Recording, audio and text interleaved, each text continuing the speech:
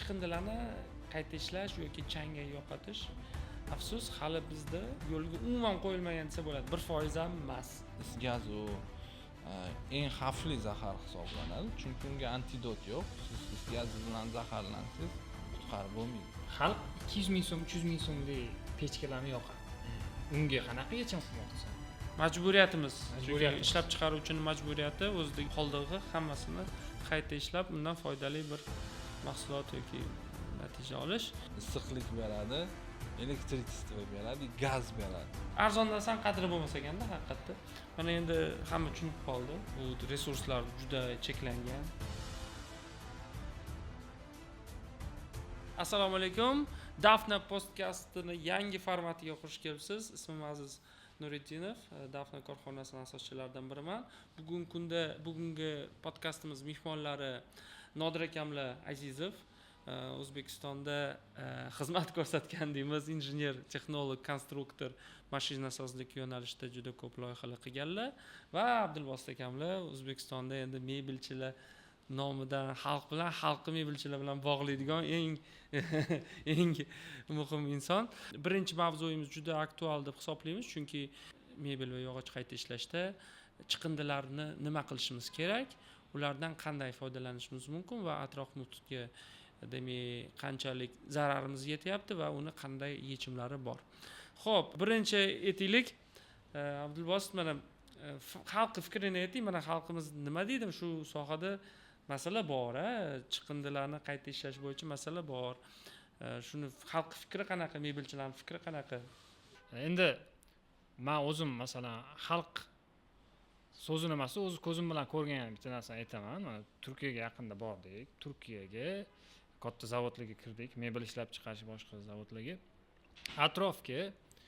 Atrofga masalan qanaqadir chiqindi chiqaradigan bo'lsa, nafaqat Turkiya, balki Yevropada ham o'zingiz ham bilasiz. Kerak bo'lsa qamalar ekan haligi odam. Ya'ni bizani shu sanoatda ishlab chiqarishda atrof muhitga chiqadigan zararlarimizni insonga shunchalik zarari katta ekanki, shuning uchun ham boshqa rivojlangan davlatlarda uni tashqariga chiqarish katta shtraflarga, ya'ni jarimalarga va hattoki ozodlikdan mahrum qilishgacha olib kelar ekan. Jinoiy ish degan. Jinoiy ishgacha. Shunga bitta misol qo'yib aytaman. Bitta katta demak turistlar ko'p keladi O'zbekistonga, Fransiyadan yog'och qayta ishlash sohasida ishlagan nafaqaxo'rlar deymiz, pensionerlar kelib qolgan va so'rashgan, qayerda fabrika bor, ko'ramiz deyishgan. Bitta katta fabrikaga olib borishgan, nomini aytmaymiz. U fabrikaning egalari aytib beryaptilar. Ko'rishgan juda yaxshi, hammasi zo'r. Oxirida so'rashsa, qalay fikringiz desiz, hammasi zo'r, lekin bizda bunga qamaydi, chunki chiqindilarni qayta ishlash yoki changga yo'qotish afsus hali bizda yo'lga umuman qo'yilmagan desa bo'ladi. 1% ham emas. Shuning uchun ham bu mavzuyimiz juda aktual. Demak, xalqqa muammosi bu o'sha hozirgi kunda butun O'zbekiston aholisini qiynayotgan masala bu o'sha havodagi chang, zararli moddalarning ko'payib ketishi. Albatta bunga ya'ni bunaqa zararli moddalarning ko'payishiga bizning sohamiz, ya'ni yog'ochsozlik sohasining aloqasi bor. Mana endi hozir mutaxassis Nodir akamlarni taklif qilingani juda ham zo'r bo'libdi. Endi mana shu yechimlarni birgalikda bularga savol berish orqali ko'rib chiqsak bo'ladi, to'g'rimi? To'g'ri. Chunki Nodir akamlardan ko'rdik loyihalarni, qilgan loyihalarni. Misol uchun sement ishlab chiqarishda butunlay juda katta endi sement ishlab chiqarish misol uchun yog'ochsozlikka nisbatan kattaroq industriya hisoblanadi. U yerdagi o'sha siklon deymiz, o'sha changni tozalash tizimini shu yerda O'zbekistonda yasalgan. Bu juda katta gap. Shu haqida bir nima deysiz, o'zingiz fikringizni aytsangiz? Da, siklon o sementni zavodlarda ishlatiladi. Anaqani sement changlarini, zarralarini ushlash uchun ishlatiladigan narsa. Shunga siz ham mana bu hozir proyekt qilamiz-ku. Aspiratsion sistemalar bu qanaqa qilib bu muammoni yechadi? Siz aytganingizdek boya aytdingiz-ku, Nodirbek, anaqa bizda sexlarda juda ham yomon sistemalar turibdi, shuni ishlatishyapti, chunki yaxshi оборудованиялар qimmat. Ular qimmat, buni hisobiga ular arzon ishlatyapti. Bu ham atrof muhitga chang chiqib ketyapti, ham yerda ishchilarni sog'lig'iga ancha zarar keltiryapti deb aytganingizda menga bu proyekt juda ham yoqdi. Bu proyekt xudo xolasa yaqinda uni realizatsiya qilamiz. O'sha dunyo standartlariga javob beradigan, o'sha changlarni butunlay ushlab qoladigan, ham ekologiyani, ham nimani o'tdagi ishchilarni sog'lig'ini yaxshilaydigan оборудованияларni O'zbekistonda ishlab chiqarib, чтобы bizni местный anaqalarimiz ishlab chiqaruvchilarimizga qimmatli qilmasa, servislar shu yerda bo'lsa. Shu o'rinda savol tug'ildi o'zi. Anaqa bo'ldi, siz tomoningizdan taklif bo'ldi. Menga yoqdi, bu proyektni обязательно qilamiz. Uzr, men bitta savol kelib qoldi-da. Aka, mana qimmat haqiqatda deylik shu Yevropanikimi, boshqa davlatnikimi, chang tortadigan va atrofni zararlamaydigan uskunalar qimmat. Uni O'zbekistonda analogini xuddi shunaqa samaradorligi xuddi shu Yevropanikidagi bo'lgan, misol uchun aspiratsiya, ya'ni changni yig'ish apparatlarini, uskunalarni yasasak bo'ladimi o'zi? Mana mutaxassis sifatida ayting. Bo'ladi. Bu temani mavzuni menga Aziz aka 2 hafta bo'ldi aytdilar. Men o'rganib chiqdim dunyodagi anaqalarni. Bu o'zlari menga ko'rsatdi ham, оборудованияларni shu yerda showroomlarda ko'rdik. Unda texnologik juda ham сложный, qiyin narsalar yo'q. Aytishadi-ku, не rocket science. Uni o'sha kачествоda undan ko'ra o'zimizni местный texnologiyaga anaqa qilib, moslab uni chiqarsak bo'ladi. Rezultat o'sha rezultatni beradi. Narxini ham qimmat qilmagan holatda. Narxini ham endi narxi baribir o'sha Germaniyadan olib kelgandan ko'ra обязательно arzon bo'ladi. Shuning uchun ham buni Aziz akam qilmoqchilar. Bu muammo yo'q. Abdulaziz, bugun ko'rib chiqdik, sizga ham aytib o'tamiz. U yerda yechim bor arzonroq, lekin ular biz xohlagan effekt bermayapti. Chunki o'sha Germaniyada, Yevropada ishlab chiqarilgani bilan boshqa davlatlardan kelganda ishlash prinsipi umuman boshqacha. Agar biz endi Xitoy bilan ham o'rgandik, Xitoydan aytdikki, bir yechim beringlar arzonroq. Germaniyanikini ko'rsatdik. Germaniyanikida deyarli shunaqa narxda beryapti. Agar yaxshi narsa bo'lsa deyapti, shunaqa narx. Demak, shunday uni chet eldan arzonlashtirish qiyin. Hamyonbop har bir ishlab chiqarish o'ziga qo'yish uchun, demak, o'zimizda ishlab chiqarish mumkin. Chunki mana Nozibek bugun yaxshi narsa aytdilar. Bir xil narsalar bor, ishlab chiqarish imkoniyati bor, bir xil imkoniyat jismonan yo'q. Chunki uni baribir juda ko'p qismi, ehtiyot qismlari chet eldan keladi. Bunda asosiy tannarxini tashkil qiladigan bu korpusi, aytaylik, konstruksiyasi va aytaylik logistikasi, to'g'rimi? То есть bu narsani O'zbekistonda qilibsa logistikadan yutamiz, korpusini qilamiz. Faqatgina bir ikkita o'sha ehtiyot qismlarini ehtiyot qismlarini import qilib, demak, tan narxini ancha tushirib, ommaviy qilsa bo'ladi bu narsani. U yerda оборудованияni o'sha biz xohlagan качество, o'sha rezultatni berishiga yana sabablari o'sha komplektuющийлari bo'ladi-da. O'shalarni Европейский komplektuющийларni qo'yganimizda ham hozirgi tayyor оборудованияdan arzon, lekin o'sha kачествоda ishlaydigan anaqa bo'ladi. Biz Xitoyda bo'ldik, zavodga bordik, CNC stanok ishlab chiqarishar ekanda. Men bu yerda yurgan paytimda endi injener konstruktorlar ularga nima qil desangiz qilaveradi, представление. Lekin bitta tema o'sha CNC stanok metallobработка meni kallamda u prям elita, просто u yoqqa kirish mumkin emas degan, u juda o'zi, chunki mashinastроениеda gidan anaqada stankostроениеda точность 5 barobar yuqori bo'ladi. O'tga bordim, zavodga kirdik, meni polniy fikrlarim va anaqa paradigmam chochilib ketdi. Sabab forsi stanok polniy o'sha karkas korpus o'zlari ishlab chiqarishadi. И как menyu beryapti-da. Sizlarga qattiq gidravlika, Germaniya, Yaponiya, Xitoy arzoni, Xitoy qimmati. Panel управления, u tayyor modul. Germaniya, Yaponiya, Xitoy qimmat, Xitoy arzon.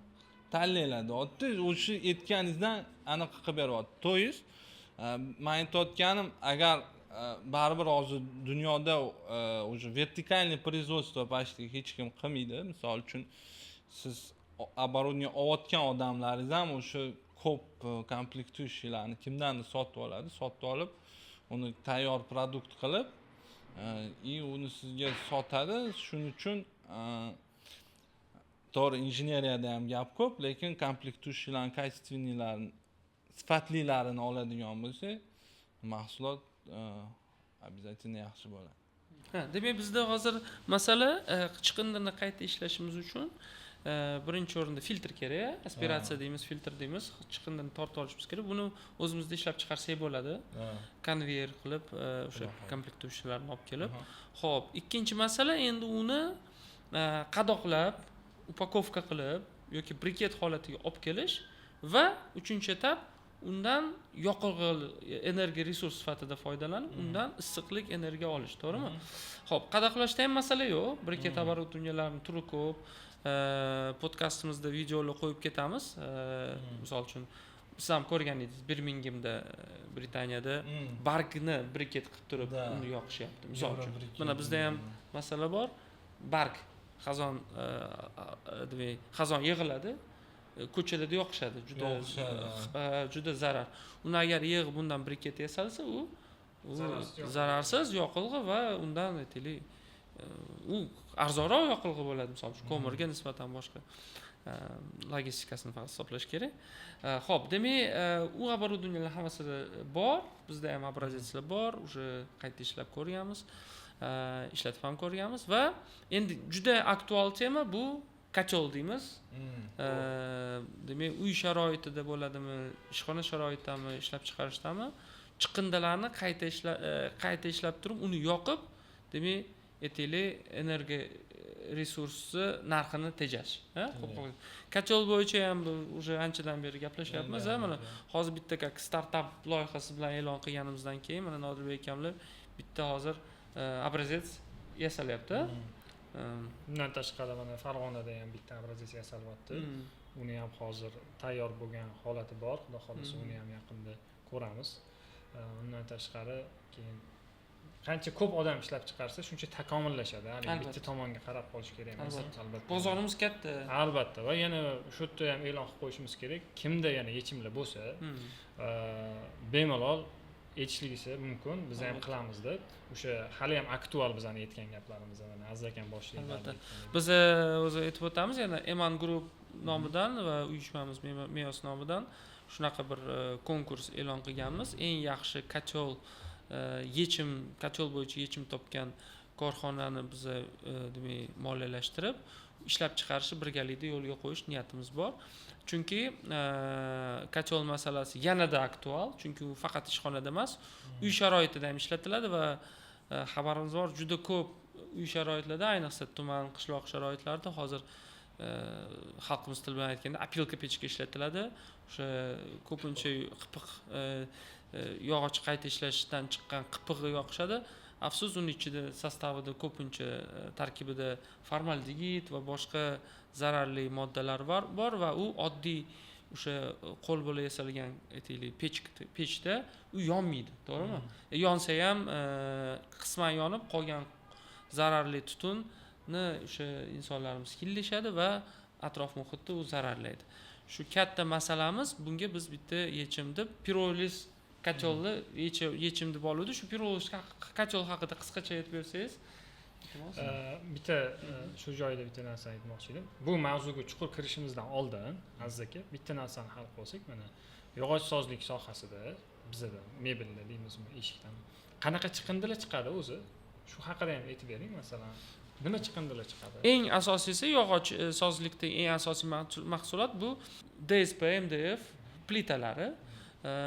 Chunki ko'pchilik o'ylaydiki, tabiiy yog'ochdan mebel yasaladi deb o'yladi. Tabiiy yog'ochdan faqat juda qimmat mebel yasaladi. Yoki bo'lmasa qisman u ishlatiladi, eshiklarda ichida karkasiga ishlatiladi, boshqa. Lekin bir 90% dan ko'p mebel ishlab chiqarish, yog'och qayta ishlashda, hatto hozir o'ymakorlikda ham boshqada ham bu MDF, DSP plita materiallari va uni asosiy chiqindisi tarkibida o'sha albatta yog'och bor, lekin u qayta ishlangan yog'och, tabiiy yog'och emas va uning ichida albatta formaldegid yoki shunga o'xshagan boshqa kley smolalari bor, qaysilaki oddiy qo'lbola yoki oddiy issiqlik darajasi 300 gradusda yonmaydi va unga spetsial o'sha pirolizni yechim kerak, piroliz koteldagi yechim kerak. Bu asosiy chiqindilarimiz. Undan tashqari albatta PVH polimerlar ham bor. Chunki hozir borgan sari yog'och mahsulotlarini alternativasi chiqib ketyapti, kompozit materiallar chiqib ketyapti, qaysiki tarkibi har xil. Faqat yog'och emas yoki faqat plastik emas, universal yoki yana boshqa mahsulotlar, asosan polimerlar qo'shilgan, demak, xomashyolar ko'paygani uchun yanada uni qayta ishlashga nima desa bo'ladi, talab kuchayib boryapti.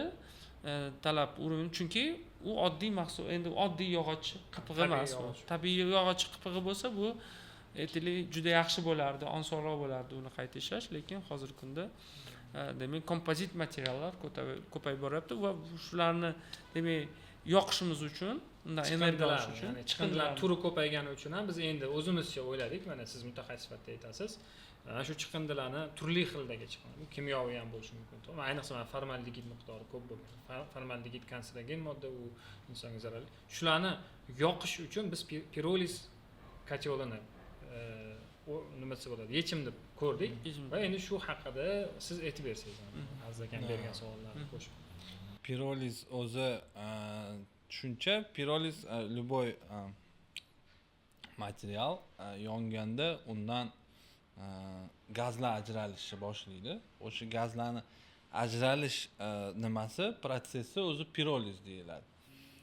Misol uchun piroliz orqali даже misol uchun anaqalarni utilizatsiya qilishadi. Pokrishkalar.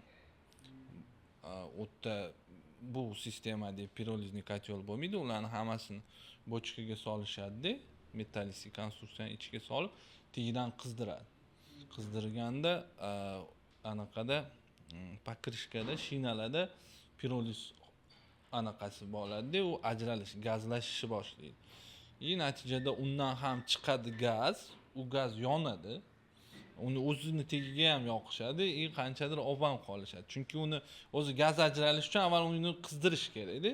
O'zidan ajralgan gazni o'ziga ham yoqishadi. Oxirida prosta anaqa qoladi. Kukun qoladi. U kukunni keyin qanaqandir tam nimalar qilishyapti, nima? Briketlar, boshqa stroy materiallarga tarkibiga naполняющий qilib qo'shib yo'qotishadi, utilizatsiya.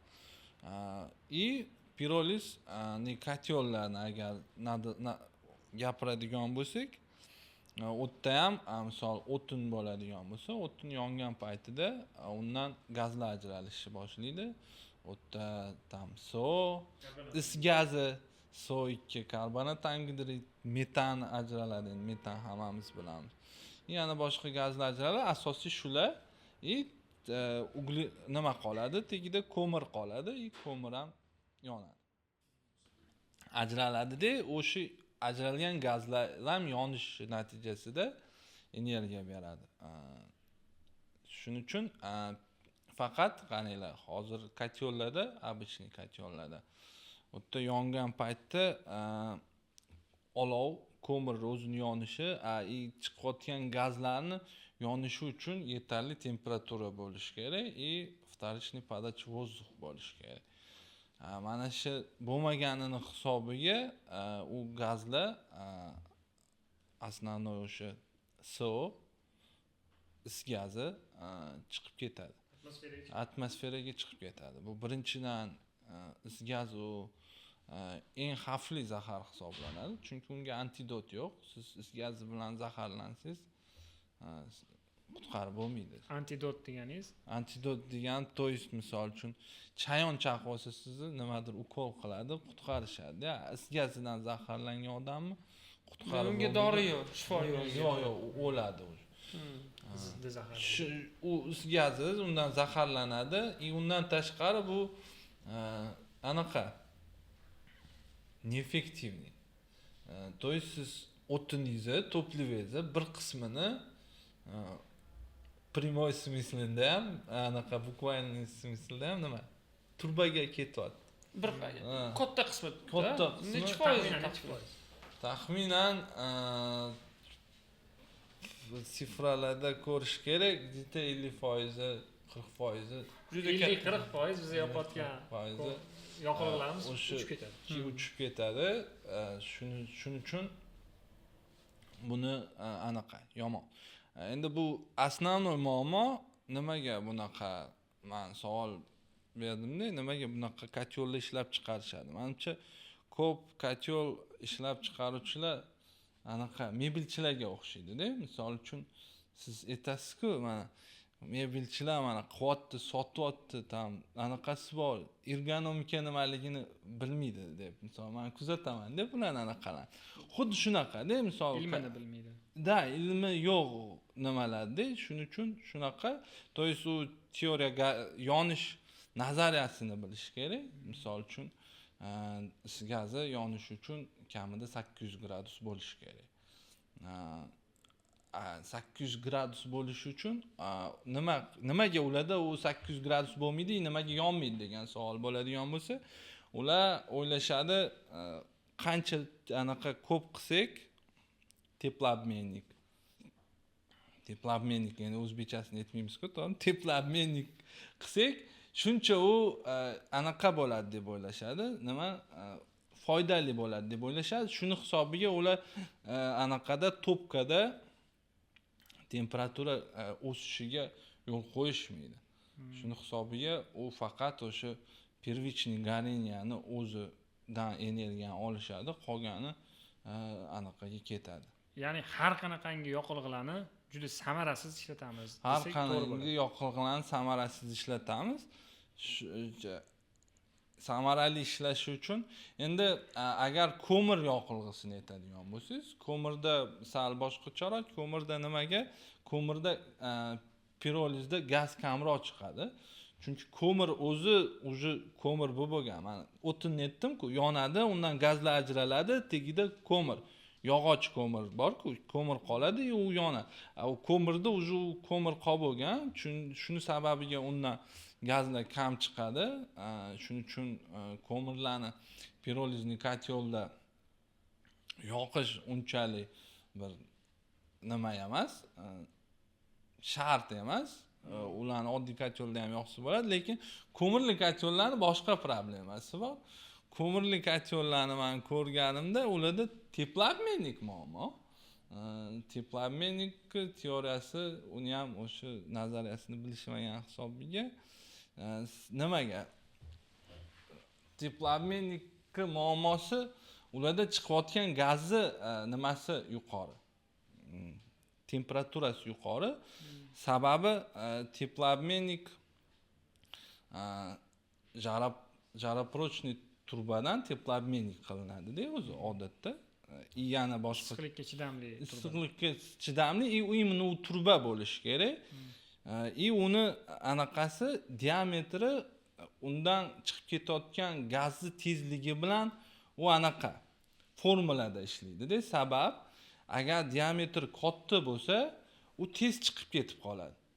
Tez chiqib ketib qolgan paytida turbani atrofidagi, chetidagi gazlar soviydi, lekin o'rtadagi gaz hali issiq bo'ladi. Shuni hisobiga u issiq chiqib ketib qoladi-da. U issiq chiqib ketdi degani siz energiyangizni qo'yib yubordingiz degani-da. Uni diametrini kichiklashtirish kerak. Shunda o'tda anaqa ichidagi gaz turbulentni anaqa harakatlanishi boshlaydi. Turbulentni harakatlangandan keyin u samo собой energiyani ko'p beradi, suvga beradi, teplonосительga, bu effektivniy bo'ladi. Shuning uchun. Endi pirolizniy kotyol o'zi pirolizniy kotyolni ishlash prinsipi gazli generatorlardan kelib chiqqanda, gazli generatorlar bo'lgan, то есть o'tindan gaz olish. uni tagidagi qismi birinchi sloj yonadi-da, uni yongan paytida uni asosiy vazifasi issiqlik berish emas, u o'zini ustidagi qismini qizdirish. Boya aytdim-ku, pokrishkalarni qizdirsangiz undan gaz chiqadi. Uni ham vazifasi ustidagi qismini qizdirish. Ustidagi qismi qizigandan keyin unga anaqa qizigandan keyin undan gaz chiqishni boshlaydi.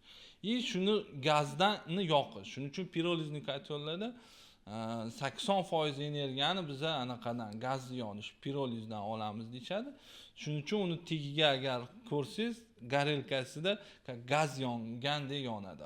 Na samом деле pirolizli kotellar основной o'sha ajralgan gazni yoqishi hisobiga anaqa qiladi. Faqat ularda mana отдельно gazogenerator, keyin pechka qilmaganda bitta joyda ikkalasi parallelniy proses bo'lib ishlaydi. Shuni hisobiga o'tda yonish darajasi yuqori pirolizli kotellarni ko'radigan bo'lsangiz, topkasi ikkinchi kamerasi bor.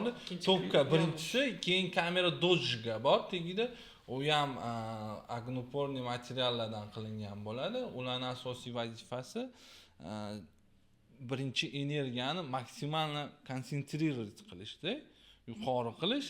O'shunda hamma gazlar yonib oladi-da, yongandan keyin o'sha dalcha uni teplobmennikda undan energiya siyon boshlanadi.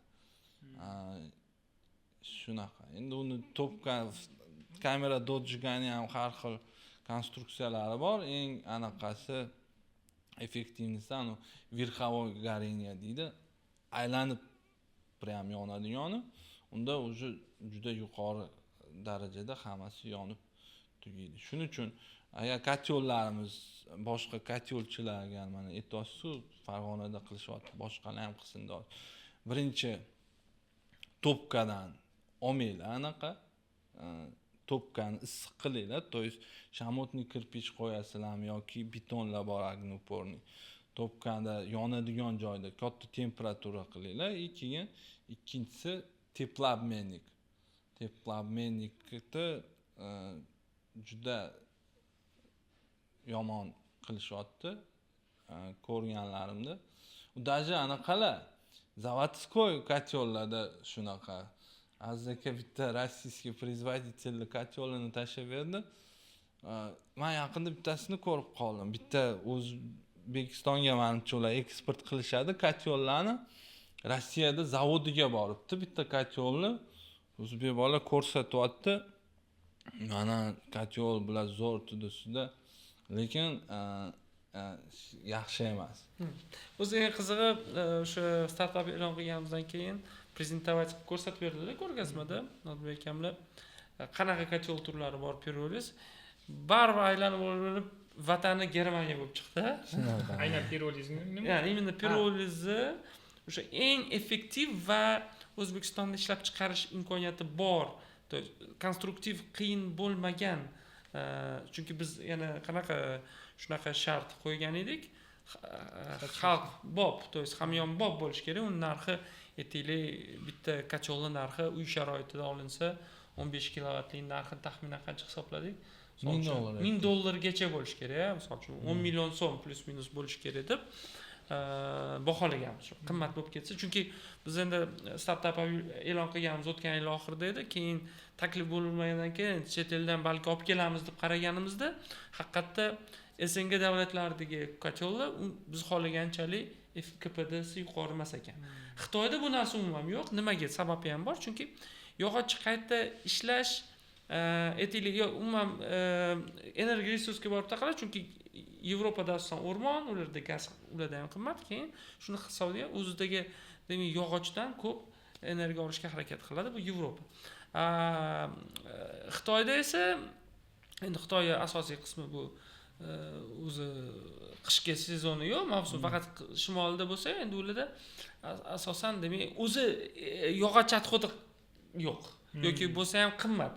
Shuning uchun ularda bu narsa uncha rivojlanmagan, siz analiz qildingiz. Yevropada demak bu Yevropa vatani, Yevropa piroliz kotellar va ayniqsa Germaniyada o'sha eskiroq ishlangan texnologiyani ko'rsatdi, chunki KPDsi juda katta emas farqi hozirgi zamonaviylar bilan. O'shani demak qilishni hozir o'ylayaptilar yoki Bu yog'i bizga eng yaqinlashgan joy shu Polsha, Chexiyagacha kelishgan, bu yog'iga o'tishmaganda. Polsha Chexiya. Endi mana Germaniyada ham Paul menimcha birga aytib berdi-yu. Puli bor odam, to'g'rimi? Masalan, yo men gaz yoqmayman, pirolizni pechga qo'yganman uyimda, to'g'rimi? Albatta, chunki o'tin arzon bo'ladi. Arzon. Va endi biz shuni, masalan, har qanaqangi yoqilg'iga qiyish meni qilish menimcha biroz murakkabroq, lekin ma'lum bir arzon yoqilg'iga qilsak, aytayotdik, hamma materialdan piroliz ajralib chiqadi, to'g'rimi? Faqat menimcha uni gradus har xil bo'lsa kerak. Shunga moslab, xalq uchun to'g'rilab qiladigan bo'lsak, menimcha qaysidir ma'noda yaxshi natijaga erishgan bo'lamiz, to'g'rimi?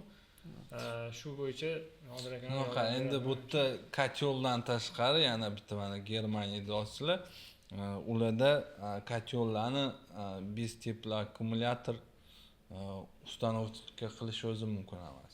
Ya'ni То есть kotyol qo'ygandan keyin uni yonida teplообменник emas, teplоаккумулятор bo'lishi kerak. bu nima bu? U kotyol bergan issiqlikni o'zida yig'adi. O'zida yig'adi, postepенно beradi. Boiler desa bo'ladimi bizadagi shuni? Yo'q, boilerning funksiyasi sal boshqacharoq. Boiler issiq suv anaqa qilish uchun ishlatishadi-da, yig'ish uchun ishlatishadi. Ularda shuning uchun ham sxemalarni ko'rsangiz yoki любой ularni производителini saytiga kirib, men установка sxemalarini primerlar ko'rsatib qo'yadi. Ikkita bochka turgan bo'ladi. Bittasi o'sha boiler issiq suv anaqa ishlatish uchun, ikkinchisi teplоаккумулятор. Polni uyda ham boilerda ham kerak bo'lgan paytda issiqlik boilerga ham beradi, polni anaqalarga ham. Nimaga? Sababi mana bizning kotyollarimiz mana aytyapti, hozir 10 soat yonyapti, 12 soat yonyapti. Qanaqa qilib yonyapti? Sabab ular nima paytida datchik qo'yishyapti-da, misol uchun temperatura 60 ga chiqquncha havo beryapti. 60 ga chiqqandan keyin havoni bo'g'yapti. Havoni bo'g'yapti degani u gazogeneratorga aylantirib qo'yapti. Chunki gazogenerator boya tushuntirdim-ku, tagida cho'g'i bo'lsa, issiq temperatura bo'lsa, ustida material bo'lsa, undan gaz ajralib chiqadi. U to'ys gazogeneratorni o'chirmayapti. Havoni o'chirdi degani, ani chiqqan gaz yonmayapti degani. U hamma anaqa to'ys tutuni chiqib turaveradi. To'ys u yana ham mana misol uchun u yaxshi topkasi bo'lmagan kotyol yonib turgan paytida zaharli bo'lsa, qanchadir darajada, uni anu ventilyatorni nimasi обороты pasaygan paytda u yana ham zaharli bo'ladi. Yana ham zaharli bo'lishidan tashqari u rasxod qilyapti to'playapti. Nimaga bu o'zi kerak? To'g'ri, bu komfort. Komfort qanaqa? Siz ko'pgina o'tin solasiz, u qanchadir vaqt yonishi kerak. Shu komfortni beradi, lekin uni komfortni narxi shu, sizning o'tiningiz ekologiyani buzilishi-da. Sababi misol uchun tinmasdan yona olmaydi. Nimangizda temperatura oshib ketadi-ku uyingizda. Oshgandan keyin uni pasaytirish kerak. Teplоаккумулятор vazifasi shuki, sizni uyingizga berib turadi, radiatorlaringizga beradi, anaqa chiqishi bilan temperatura keraklikka chiqishi bilan u o'sha rejimda, optimal rejimida ishlayveradi, faqat temperaturani teplоаккумуляторga berishni boshlaydi. Shuni hisobiga siz kotyolingiz o'chgandan keyin ham ma'lum bir vaqt uyingizni issiqlik bilan ta'minlab tura oladi. Bu как misol mashinani primerida keltiradigan bo'lsak, misol uchun mashina 120-130 tezligi uning uchun kilometriga eng kam rasxod energiya-da. Tushundingizmi? Misol uchun agar 60 ta yoki 50 da ham Buxoroga boraman desangiz, juda ko'p rasxod qilib qo'yasiz. Lekin biz qilib ko'rganmiz. Endi gaylar ko'rishmasa kerak, nomerini ham aytmayman. Dapol haydaganimizda Buxoro anaqani Xorazm yo'li bor-ku. Mashina 150 kilometrdan уже полный gaz yoqib bo'lganda. То есть максимальный скоростьdan u ham anaqa. ko'p расход qiladi. То есть kotyolni ham optimalniy anaqasi bor, effektivniy nimasi bor, rejimi bor. O'sha rejimda ishlash kerak. O'sha rejimda ishlasa, uning ichidagi o'zi ham effektivniy yoqadi, hamma ajralgan gazlar ham hammasi yoqadi, chunki unga havo yetarli bo'ladi, temperatura yetarli bo'ladi. Uni bo'g'ib qo'ysangiz, u просто gaz bo'lib chiqib ketishiga to'g'ri keladi-da. Bu toplivadan qimmatga tushadi. Demak, piroliz kotyol bizni sharoitimizda yechim bo'la oladi. Bo'la oladi. Har qanday chiqindi, nafaqat yog'och, qipig'i yoki bo'lmasa shu PVH aralashdi formaldegid hammasini yoqa olamiz. Yoqa olamiz. Hammasi va ekologiyaga zarar chiqmagan, demak, tutun chiqadi deymiz. Unga filtr ham qo'yish shart emas, a? Yo'q, o'tdan SO2 chiqadi, bu gaz suvdagi gaz. Filtr kerak emas. Gaz suvdagi gaz yoki sizdan hozir mendan chiqayotgan gaz. Biz ham hozir kislorod olib, qaytarib karbonatangizga chiqaramiz. Mana gullar keyin uni yutib qaytarib bizga kislorod qiladi. Demak, filtr kerak emas, bu arzonlashtiradi va soddalashtiradi ishlash, chunki filtr qo'y, uni har doim almashtir. Demak, filtrlarga, aspiratsiyaga bizda yechim bor. Bu narsani biz hozir qanaqa targ'ib qilmoqchimiz, mana. Demak, shu narsaga yechim bor va u unchalik qimmat emas. Kerak bo'lsa, bunga moliyalashtirishni ham olishga harakat qilyapmiz, chunki bu yil aytganimizdek O'zbekistonda yashil iqtisodiyot yili va bunga alohida e'tibor berib, moliyalashtirish demak tashkilotlari bunga ko'proq e'tibor berishadi albatta. Xo'p, bunga demak yechim bor. Endi xo'p, yana nima shu nimani yana hisobga olishimiz kerak mana? Filtr qo'ydik, ishlab chiqarishga changlarni tortib oldik, qipig'i yig'dik, uni aytaylik saqladik, briket qildik, boshqa qildik, uni va kotyolda ishlatdik. Yana nimani hisobga olmayapmiz yoki qanaqadir aytaylik nyuanslari bormi, nosi bormi? Bitta bo'lsa, bular yaxshiroq tushunadi. Yo'q, mana bitta tomoni bor, arziki, masalan, narx deylik, kotyol bu 10 million so'mgacha bo'ladi. 15 kilovat 10 million so'm taxminan misol uchun. Deylik, u 10 million bo'lar, 15 million bo'lar. Lekin mana men videoni joylaganimdan keyin hali kotyol haqidagi menga rosa ko'p yozdi. Xalq 200 ming so'm, 300 ming so'mlik pechkalarni yoqadi. Unga qanaqa yechim qilmoqchisan? Menga yozishdi-da, juda ko'pchilik yozdi. Xo'p, biz endi bunga o'sha respublikada, ya'ni ko'rgazmada ham gaplashdik. Kotyol bu haligi sistema ulanishi kerak bo'lgan tizim kotyol.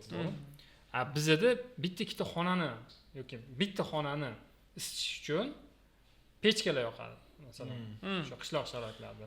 Demak, biz kotyolni ishlab chiqara olamiz. Bunga bo'ldi ko'zimiz yetyapti va pechkani ham pechka shaklida ham ishlab chiqara olamizmi? Pirolizniy pechka. Pirolizniy pechka deyilmaydi. O'zi pirolizniy kotyolni ham ko'pchilik qarshi pirolizniy kotyol deyishiga, prям ekspertlar. Ularni uni pirolizniy kotyol uramiz. Pechka kamera dojjiga bo'ladi. Kamera emas, просто с dojjigim. Pechka s dojjigim. Dojjiga endi tarjima qilsak, men yordam beraman sizga. Demak, dojjig degani haliga o'sha gap, yana qattiq mahsulotimiz yondi va undan chiqqan gaz qayta yonish protsessi dojjig. Yonib tugash degan anaqasi nima? Unaqa pechkalar bor, sizlarga ko'rsatdim o'sha kuni. Uni o'sha yuqori temperatura to'plash uchun spetsialniy o'sha shamotniy detal qo'yishgan. O'tga ham o'sha вторичный ikkinchi yonish kamerasi, ikkilamchi havo berishgan. Ikkilamchi вторичный подача воздуха qilishgan. Shuni hisobiga o'tda ham issiqlik ko'p beradi, ham u nimaga ekologiyaga zarari kam beradi. Yoki oddiy mana anaqa internetda yozsa bo'ladi, odamlar misol uchun pechka anaqa bor. Kuzmitsova bor-da. Kuzmitsova pechkasi. Pechkasi, u o'sha g'ishli pechka-da. O'shunda как раз kamera dojjiga qilingan.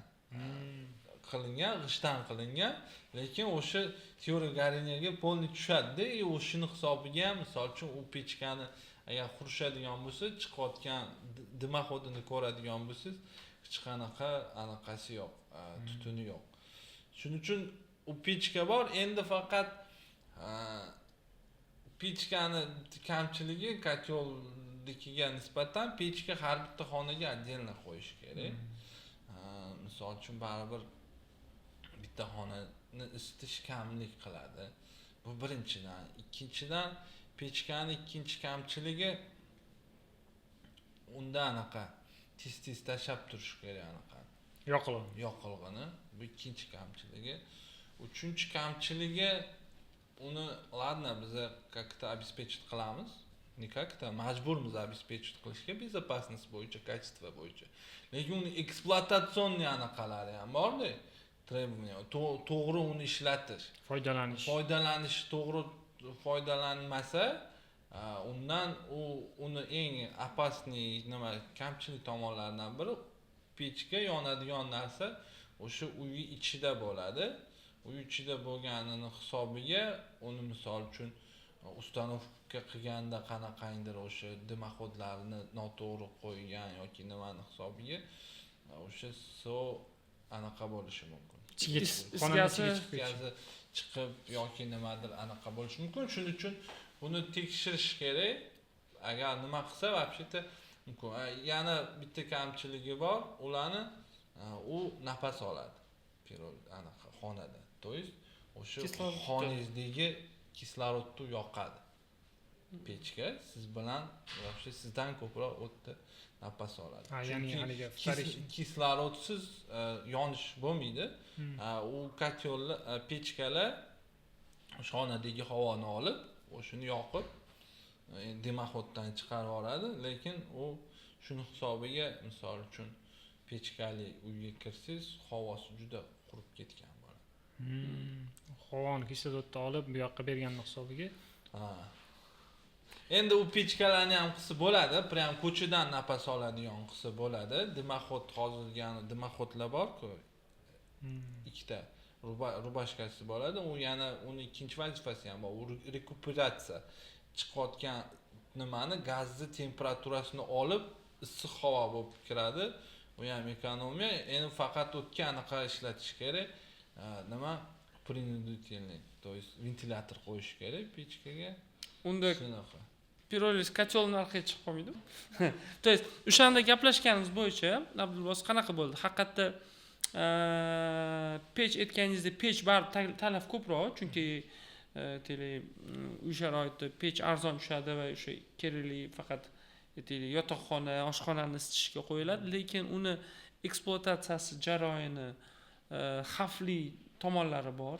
Gaz isichish, kislorod yutishi boshqa va uni nazorat qilish qiyin, javobgarlik u yerda kattaroq va xursand bo'ladigan tomoni shundaki, mana butun respublikamizda men hamkasblar bilan gaplashganda borgan sari insonlar uyiga baribir kotyol qo'yapti. Pechkani o'rniga o'sha tizim qilib, radiator qo'yib, chunki yashash darajasi ham oshib boryapti xalqimizning va kotyolga upor qilgan, fokus qilganimizda to'g'riroq ham deb o'yladik, to'g'rimi? Chunki pechni o'sha minuslari haligi xavfsizlik tomonidan olib qaraganda juda katta bo'lgani uchun va bu hozir aytgan rekuperator tizimlarini biz ham ishlatamiz, u qimmat tizimlar. Ularni qo'yilsa hozir birinchi eng katta minusi svet muammosi, elektr energiyasi muammosi. Ya'ni u elektr energiyasiga bog'liq bo'lib qoladi. Svet bo'lmasa ishlamaydigan bo'lib qoladi, to'g'rimi? Chunki tashqaridan havo haydash masalalari, bu masala ham bor. Tushunarli. Kotyol har tomonlama yaxshi yechim. Biz o'sha kotyolga ko'proq fokus berib, uni narxini tushirish ustida ko'proq ishlashimiz kerak-da.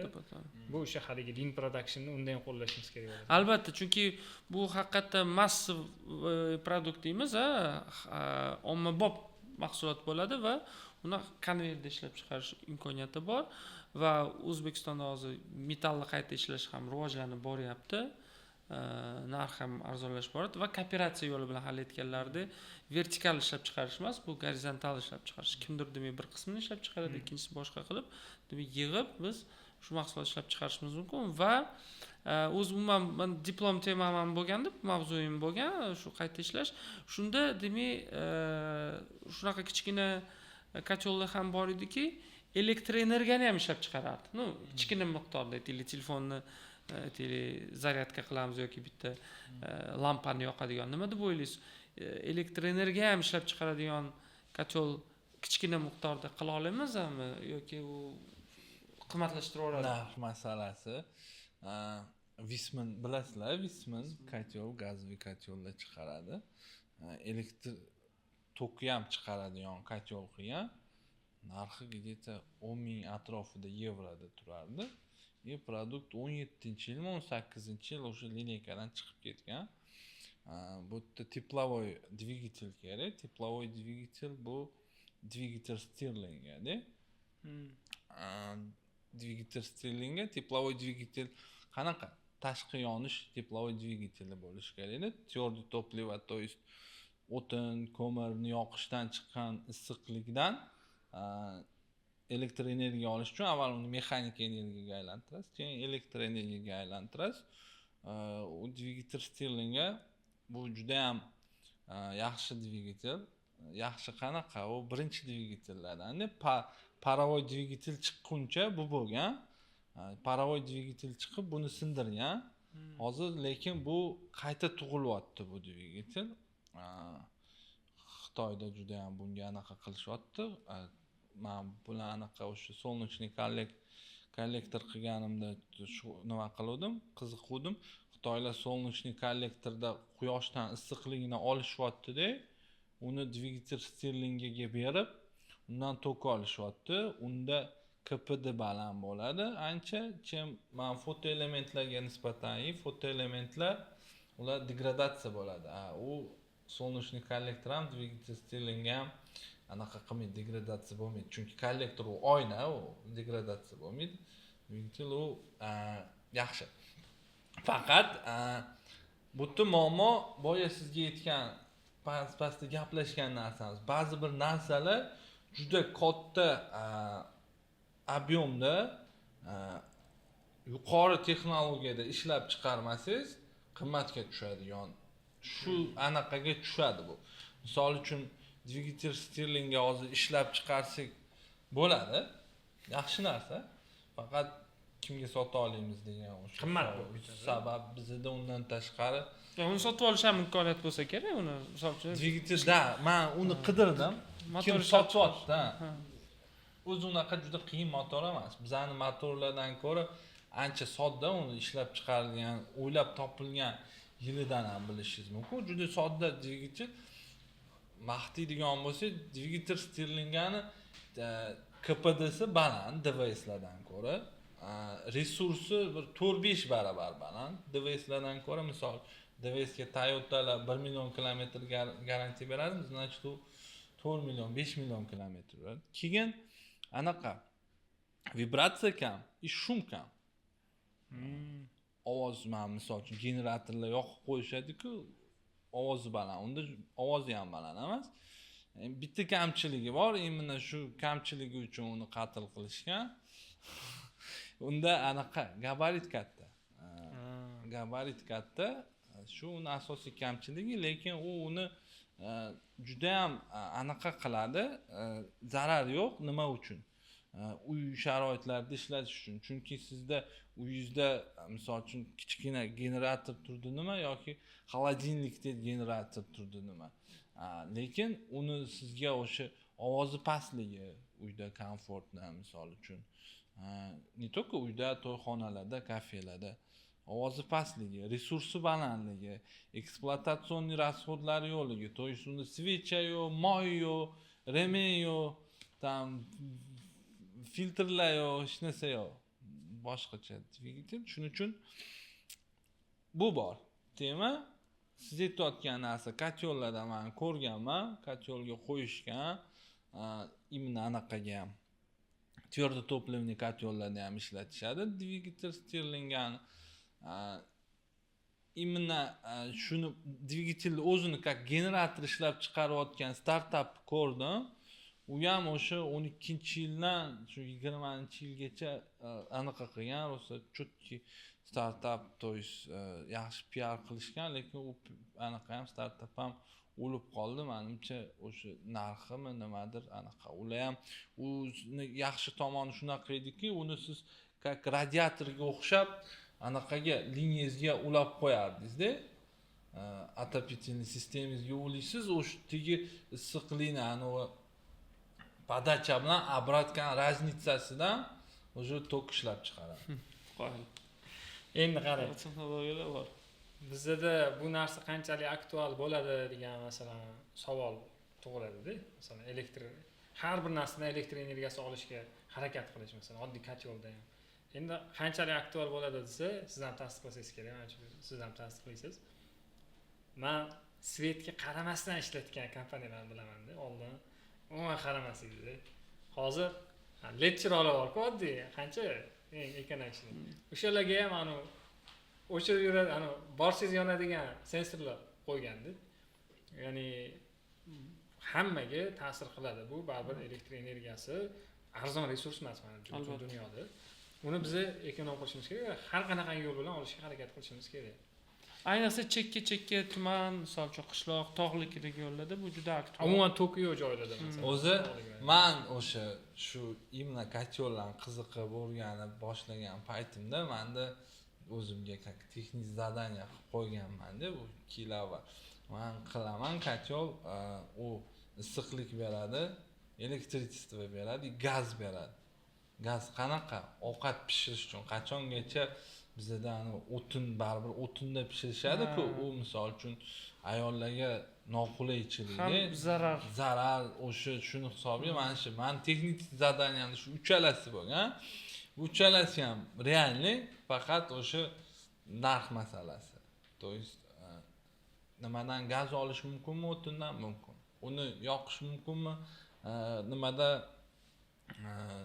konforkalarda mumkin. Faqat tok olish mumkinmi? Dvigatel stirling bilan mumkin. Faqat narx masalasi, texnologiya masalasi, lekin bu xuddi elektromobillardek. Elektromobillar o'sha Tesla o'sha yilda inqilob qilguncha elektromobillar undan avval bo'lgan. Nimagacha? Maskacha, lekin ular qimmat bo'lishgan juda ham. Qimmat bo'lishgan, shuning uchun uni faqat o'sha nima bir yulduzlar, ekologiyani anaqa qilish uchun PR maqsadida ishlatishgan. Uni qilgan ishi shuni texnologiya, to есть massivniy производство mana shularning hisobiga, конечно, boshqa nimalar shuni hisobiga u qila oldi. Bu nimani anaqa qildi? Bozorni ochdi. Bozorni ochdi, Xitoy zavodi ishlab ketib qoldi. Uje qancha nima ko'paygan sari, ishlab chiqarish ko'paygan sari narx tushaveradi, chunki texnologiya rivojlanadi. Shuning uchun menimcha biz paka kotyollarni qilib, bir ularni yetkazib nima qilganimizcha bu tema ham agar nima bo'lib ketadigan bo'lsa, chunki spros baribir paydo bo'lish bor, talab bor. Men hozir gaz muammo nimalarda ham, Yevropalarda ham bu tema anaqa qayta tug'ilayotgan dvigatel deb aytishyapti, shuning uchun anaqalar. Agar qaytadan tug'ilib qolsa, biz ham olib kelib kotyollarimizni uni qo'yib bu masalani ham qilsak bo'ladi. Bilasiz, haqiqatdan juda to'g'ri aytdingiz. Oldin ishonasizmi, juda ko'p o'zimiz eshitamiz. Suv, ichimlik suvini hech kim tannarxga qo'shmaganda. Mebel ishlab, yog'och sozlaydi domla. Chunki suv tekin deb hisoblanganda. Hozir suv tekin. Suv tekin. Suv tekin degan fraza shu yerdan chiqqan bo'lsa, hozir haqiqatda endi shu arzon narsaning qadri bo'lmas ekanda haqiqatda. Mana endi hamma tushunib qoldi. Demak, har bir bu resurslar juda cheklangan, dunyoda cheklangan va buni qadriga yetish kerak va uni hisobga olish kerak va hamma harakat qilyapti. Uni demak hisobga olib boshqa elektr energiya ham xuddi shunday. Misol uchun bu kotyolni, piroliza kotyolni ochig'i 14-yil olib kelgan ekanmiz. Siz borib ko'rdingiz-ku, birinchi olib kelganmiz, Chexiyani olib kelganmiz, briket olib kelib qo'yganmiz, mebel korxonalariga qo'yganimizda gaz boru, gaz arzonu deb bu texnologiyani rivojlanishiga xalaqit bo'lgan o'sha payt. Mana hozir endi mana butun dunyoda energiya resurslarini narxi o'zgarib ketgandan keyin demak aytganlarida juda aktual mavzuga aylanib qoldi. Va endi aytaman, demak bu mavzuyimiz hozir bekorga emas va bu yil bekorga yashil iqtisodiyot yili bo'lmagan deb o'ylaymiz shu mavzuda. Xo'p, demak agar xulosa qiladigan bo'lsak, chiqindilarni qayta ishlashga yechim bor, ularni yig'ishga ham yechim bor va hattoki yaqin kelajakda u chiqindilardan biz elektr energiya ham olish imkoniyatimiz bo'ladi. Ya'ni ikkinchi hayot berish deymiz. Agar sizlar zavod yoki pромышленный anaqada etsanglar, unda boshqa unda решениялari bor. Boya aytganimdek, chiqindini yoqmaymiz pirolizli kotelda, uni gazogeneratorda undan gaz olamiz. Uni gazdan keyin elektrichество olish mumkin. Faqat u uyga qilinadigan narsa emas-ku, o'sha zavod bo'ladigan bo'lsa, men anaqa ozroq nima qilib ko'rdim, xomchot deydimi? Misol uchun 10 kilovatli anaqa bor-ku, pilni sentr. 10 kilovatli pilni sentr, 3 tasi 30 kilovat bo'ladi. O'shalarni agar 10% material chiqindi qiladigan bo'lsa, o'sha отходini biza gazogeneratorda gazini olib uni yoqadigan bo'lsak, anaqalar bor. Mikro nima deyiladi? Mikro gaz turbina deyiladi. Bu gaz turbina edi, katta agregatlar. Uni mikrosi eng kichigi 30 kilovat. O'shunda yoqiladigan bo'lsa, u sizga ham tok beradi. То есть mana shu uchalasini bemalol o'zinikini обеспечить qila oladi. И ham anaqa beradi, issiqlik beradi. Общий KPD elektrichество va anaqani issiqlikni qo'shganingizda 85%, bu juda ham zo'r KPD. Buni уже промышленный anaqada qilsa $25,000 turar ekan, 30 kilovatli mikroturbina. Buni o'sha Yevropada anaqa qilishyapti. Analoglarni ko'rish kerak. Uskuna o'zini o'zi tok bilan o'zi tok bilan kesgan отходlari bor-ku, o'sha отходlar o'zi undan oshib ham qoladi. Hozir bu narsaga kelamiz. Buni adak misol hisoblaydigan bo'lsa, o'sha отходni o'zini konkretniy detalni endi uni hisoblash kerak. Hisoblasa, agar bu tomondan ketadigan bo'lsa, u ham tok beradi, ham issiqlik beradi. U issiqlik misol uchun qishda kerak, yozda uni biza anaqa bunker deydi. ABHM anaqalarga, chillerlarga ulaydigan bo'lsa, sovuqlik ham beradi, showroom yoki anaqalar uchun. Mana shu o'rinda bitta narsani aytib o'tishimiz kerak. Hozirgi siz Davo Toyota kitob bo'yicha diplom ish qilgansiz, to'g'rimi? O'sha kitobni o'qidim men. Mana bir frazaga, jumlaga ko'zim tushdi. Массовое производствоdan бережливое производствоga o'tish. Ya'ni o'zbekchasi katta miqdorda ishlab chiqarishdan tejamkor ishlab chiqarishga o'tish degan terminga ko'zim tushdi, ya'ni jumlaga. Va men o'tda tushundimki, mana hozir bizda массовое производство davri, ya'ni ko'p miqdorda ishlab chiqarish davri. To'g'rimi? Biz shu kungacha skladga ishladik. Mahsulot skladga yig'ishimiz kerak, sklad turish kerak va bu endi hozir ish bermaydi va biz tejamkor ishlab chiqarishga o'tishimiz kerak. Qanaqa? Ishlab chiqarishni to'xtatmagan holatda va shu bilan birgalikda omborda ko'p mahsulot yig'magan holatda ishlab chiqarish tizimiga o'tishimiz. Men to'g'ri tushundimmi shu jumlani? Mana siz shu bo'yicha. Albatta, chunki Toyota Production System deymiz o'sha tejamkorlik ishlab chiqarish asnovasi ilm darajaga olib borilgan narsani prinsiplaridan bittasi bu just in time. То есть bizda mahsulot faqat o'sha aytaylik omborga ishlamaslik maqsad. Chunki ombor bu xarajat. Ombor bu pul muzlashi. Ombor bu aytaylik ertaga juda katta xavfki zamon tez o'zgaryapti, demak u modadan qolib ketishi mumkin omborda turgan mahsulot. Bir necha oyda. U yomon bo'lib qolishi mumkin.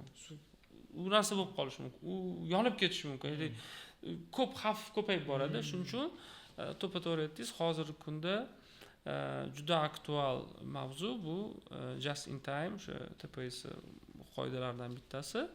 Hozirgi mana keyingi podkastga zo'r mavzu topildi. Ha. Keyingi podkastimizda o'sha tejamkor ishlab chiqarish TPS, ya'ni Toyota Production Systemni chuqur muhokama qilsak va videoni ostida izoh qoldiringlar. Agar bu mavzu sizlarga qiziq bo'lsa, biza keyingi videolarda bu mavzuda yana bitta mutaxassis chaqirib qilishimiz Как раз Yaponiyadan mutaxassis keldilar. Shohruh akam keldilar, Toshkentdalar. bo'ladi. Demak, o'sha TPS demak ilmini biladigan demak mutaxassislar bilan albatta podkast qilamiz. Marat akani ham taklif qilsangiz. Kaizen mutaxassisi bor O'zbekistonda. Navoiy tog' metallurgiya Samarqandda kombinati. ko'rishdik ular bilan keldilar. Tadbirimizda chaqiruvdik. Nodbek aka, rahmat. Vaqtingizga rozi bo'lasiz. Shu biz endi maqsadimiz bilan Abdulvoz bilan bitta katta o'zimizga oliy maqsad qo'yganmiz. Shu endi shuncha shu sohada ishlayapmiz, yog'och sozlikda shu ishlab nima desa bo'ladi, shu muammolarni ko'tarish va qanaqadir yechim topish, shunda xalqimizga hammaga yordam, foydasi tegsin. Foydasi tegsin. To'g'rimi? To'ppa-to'g'ri. Albatta, endi mana hozir bu videoni ko'rayotganlar ham savol tug'ishi mumkin-da, aziz mebelchilar. Necha yildan beri mebel sohasida uskuna. Men mebelchi deb tanilganman. Ya'ni ko'pchilik mebelchi deb taniydi. Nima qilibsizlar katyolda deyishligingiz mumkin-da. Nima qilib bu katyol, pechka masalalarini ko'taryapsizlar. Bizda o'zi mana Aziz aka bilan bir necha startaplarni haligi muhokama qildik-ku yo'lda, masalan, hojatxonalar, daraxtdagi, ya'ni daraxtlar va mana chiqindilarni qayta ishlash.